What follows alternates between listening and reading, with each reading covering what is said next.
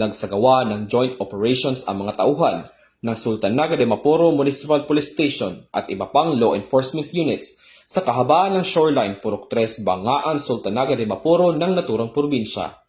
Mahigit na 4 na milyong pisong halaga ng pinaghihinalaang smuggled cigarettes ang nakumpiska ng mga otoridad sa isang intelligence-driven operation sa Lanao del Norte.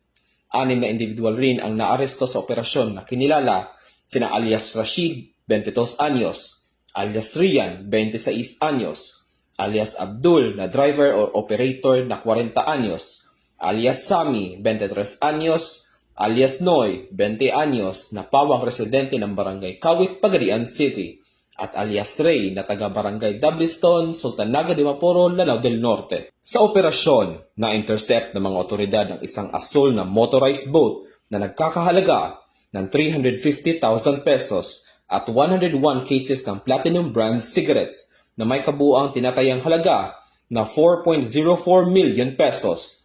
Agad na kinupiska ng mga operatiba ang bangka at ang mga sakay nito. Batay sa investigasyon, nagmula umano sa Pikong, Lanao del Sur ang mga sigarilyo. Salukuyang nasa kustodiya ng Sultanaga de Maporo MPS ang mga naarestong individual at ang mga nakumpiskang ebidensya ay nasa 2nd PMFC para sa safekeeping, kaukulang dokumentasyon at disposisyon at nakatakdang i-turn over sa Bureau of Customs sa lalong madaling panahon. Patuloy naman ang pinaigting na anti-smuggling operations ng kapulisan upang mapigilan ang pagpasok at distribusyon ng mga kontrabando sa rehiyon. Hinihikayat din ang publiko na makiisa sa kampanya laban sa smuggling sa pamamagitan ng agarang pag-report sa pinakamalapit na himpilan ng pulisya o pagtawag sa 911 ng anumang kahinahinalang aktibidad o iligal na transportasyon ng mga kontrabando.